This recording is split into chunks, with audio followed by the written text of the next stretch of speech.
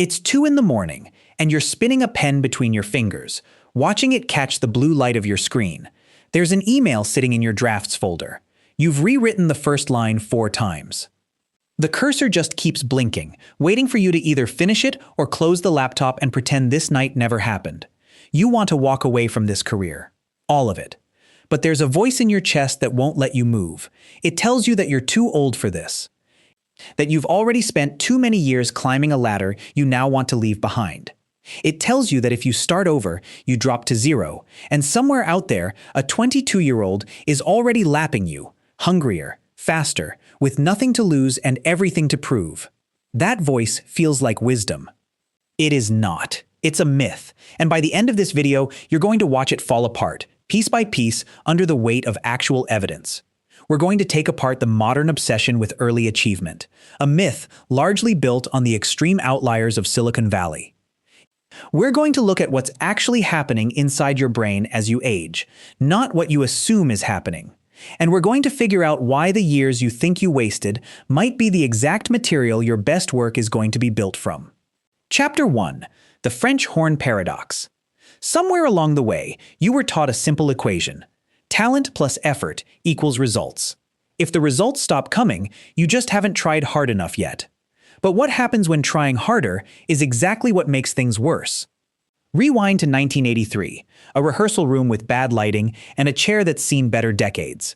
A 19-year-old named Arthur Brooks is inside it, French horn against his lips, sweat already gathering at his hairline even though it's barely noon. Arthur is what people call a striver. He dropped out of college to chase this instrument around the world, fought his way to first chair in a prestigious ensemble, and built his entire sense of self on being exceptional, early. But somewhere in his early 20s, without warning, the music starts slipping through his fingers. Watch his hands. They used to move like water over the valves. Now they stiffen. He practices 6 hours, then 7, then 8. His teeth grind against the cold metal of the mouthpiece, and still, the harder he fights, the faster he falls apart. The instrument that once felt like an extension of his own body now feels like a dead weight of brass in his lap. Arthur isn't lazy. He isn't undisciplined. He's colliding head-on with something invisible, something biological, and he doesn't have the language yet to understand it. He believes, like most of us do, that intelligence is one tank of fuel, filled once and slowly drained by time. Economist Linda Grattan and sociologist Andrew Scott would later argue that this entire model, the neat little sequence of learn, then work, then retire, is quietly collapsing. In an age where people live longer than ever, life doesn't move in 3 tidy acts anymore. It moves in loops. Adaptation isn't something you do once in your 20s. It's something your life will keep demanding of you, again and again. Arthur doesn't know it yet, standing in that rehearsal room. But his body isn't betraying him. It's trying to push him off a curve that's already peaking, onto one that hasn't even started climbing. Chapter 2. The 2 engines of the human mind. Have you ever sat down to learn something new?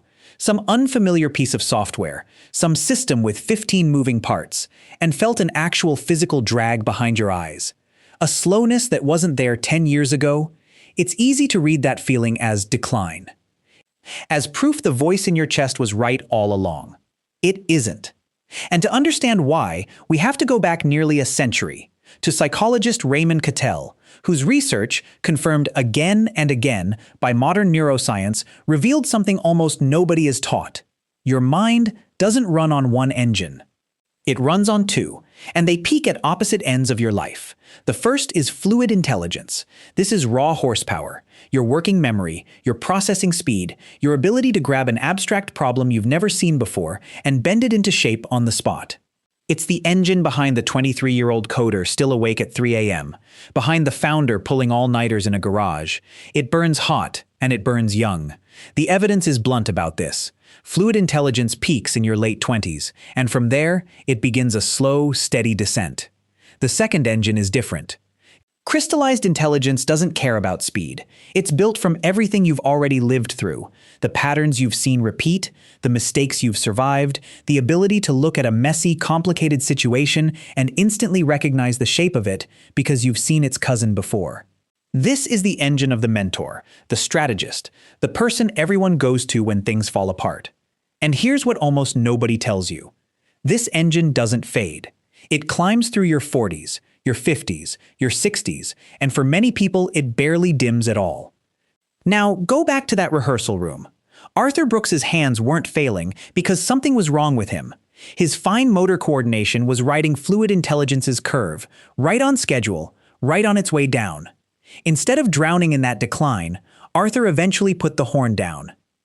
In his late 20s, he walked away from music and went back to school, stepping sideways into social science and public policy and letting his mind shift onto the engine that was just beginning to accelerate. That decision is the reason Arthur Brooks became a tenured professor at Harvard. His career didn't end when he quit the horn. It began. So if you've been feeling that drag, that friction, that sense that your mind doesn't move the way it used to, consider a different explanation. You're not decaying. You're shifting gears. From the screaming high RPM sprint of fluid intelligence into the slower, heavier torque of a mind that finally has enough material to build something that lasts. Chapter 3. The Sunk Cost Prison. Your neck is stiff before you even get out of bed. There's a dull ache sitting low in your stomach that you've stopped noticing because it's been there for 3 years straight. You get to the office, sit down at the same desk, stare at the same spreadsheet, and feel that quiet, hollow nothing again. You already know this job is draining something out of you that you're not sure you can get back. So why can't you just leave? Picture yourself in your car, parked outside the building, hands still on the wheel, engine off. It's 8:57, 3 minutes until you're supposed to be at your desk, and you are not moving.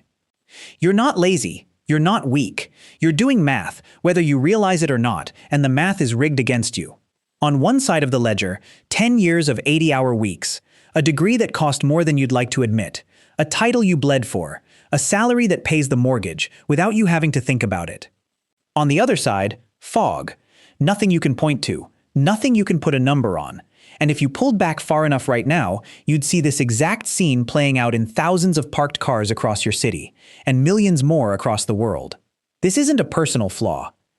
It's a documented glitch in human cognition called the sunk cost fallacy, first named by economist Richard Thaler and later confirmed in detail by psychologists Hal Arkus and Catherine Bloomer. Here's the mechanism underneath it. Your brain feels the pain of losing something roughly twice as intensely as it feels the pleasure of gaining something equal in value. So it treats your past investment, those years, that money, that identity, as if it were a physical possession still worth protecting. Your brain would rather keep you sitting in a job that's quietly hollowing you out than admit that the bet you placed years ago isn't paying off anymore. There's a second trap layered on top of this one, and it has to do with what you believe about getting older. Yale researcher Becca Levy has spent decades studying this, and her findings are striking. The story you tell yourself about aging functions almost like psychological infrastructure. If you believe getting older means inevitable decline, your body and mind tend to prove you right. But Levy's research also found something remarkable. People who hold positive beliefs about aging live, on average, 7.5 years longer and recover from illness and setbacks significantly better than those who don't. Then there's a third trap, quieter than the other two. You sit in that car because some part of you believes you need to figure out your entire future before you're allowed to open the door. London Business School professor Herminia Ibarra calls this the think then act trap. The false belief that transformation has to start with weeks of isolated soul-searching, that somewhere inside you there's a fixed, true self waiting to be discovered before you're permitted to move. And the longer you sit there, the more you're building towards something author Daniel Pink identified in a survey of over 16,000 people about their deepest regrets. Pink found that the sting of a failed attempt fades fast. But the regret of never trying at all, the door you never opened, the conversation you never had, the leap you never took, that one doesn't fade. It gets louder with time. Pink calls these boldness regrets, and they are, by a wide margin, the ones that follow people the longest. You are not stuck because something is wrong with you. You are stuck because 3 separate cognitive traps are locking the same car door from 3 different directions. Chapter 4. The Science of the Test and Learn Pivot. So how does anyone actually get out of that car without torching their entire financial life to do it? Start by watching what real people do, not the dramatic leap of faith version you see in movies, but the quiet, almost boring version that actually works. A 38-year-old corporate attorney spends her Saturday morning with dirt under her fingernails, potting seedlings at a botanical garden. A 44-year-old mid-level manager sits through a free introductory coding class on a Tuesday night, notebook open, still in his work clothes. A 50-year-old school teacher uses his lunch break to sit across from a local real estate developer, asking questions that feel almost too basic to ask. None of them have quit their jobs. None of them have posted a dramatic announcement online. And yet, without knowing it, each of them is executing one of the most well-supported strategies for reinventing a life that currently exists. Herminia Ibarra calls it working with possible selves, and it starts small. Under 5 hours a week, spent on real projects in a field you're curious about. You're not committing to anything. You're gathering data. Real, physical, hands-on data about what this new world actually feels like from the inside. And this matters more than it sounds like it should, because as author James Clear has argued, identity isn't built from what you think about yourself, it's built from what you repeatedly do. Every one of these small actions is a vote for the person you're becoming. The second move is to change who you're talking to. Step outside the bubble of people who only know you as who you already are. Seek out what sociologists call weak ties, people loosely connected to your target field who have no stake in keeping you exactly where you are. The third move is to rewrite the story you tell about your own past. Stop treating your years in your current field as money already lost. Take Daniel Pink's boldness regrets and flip them, not as evidence of failure, but as a compass pointing directly at what you actually care about. Combine that with Grattan and Scott's multi-stage view of life, and your history stops looking like a sunk cost and starts looking like a portfolio. Judgment you've earned, patterns you've learned to spot, resilience you've built the hard way.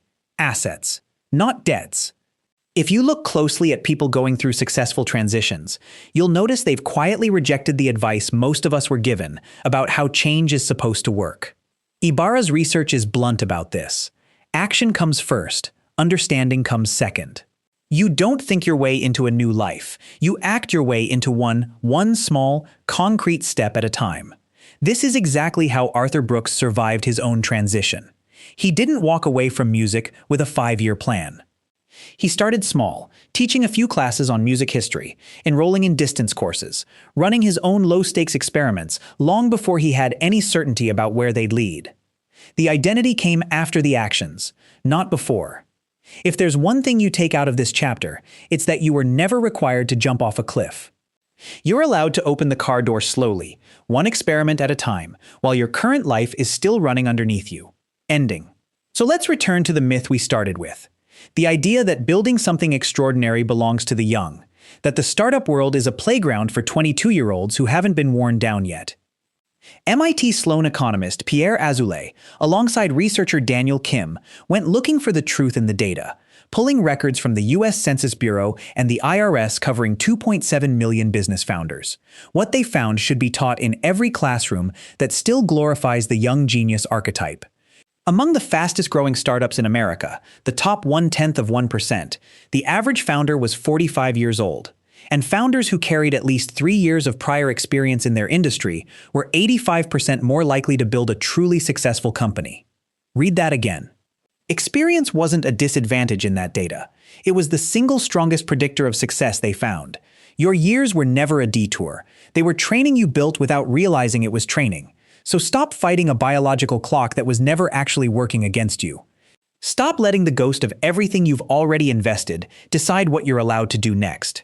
Your fluid sprint may be slowing down, but your crystallized marathon, the one built on everything you already know, is only just getting started. Close the laptop if you need to, but don't close the door. Open it slowly, run your first small experiment this week, and let your next chapter begin exactly the way Arthur Brooks's did, not with a leap, but with a single, deliberate step.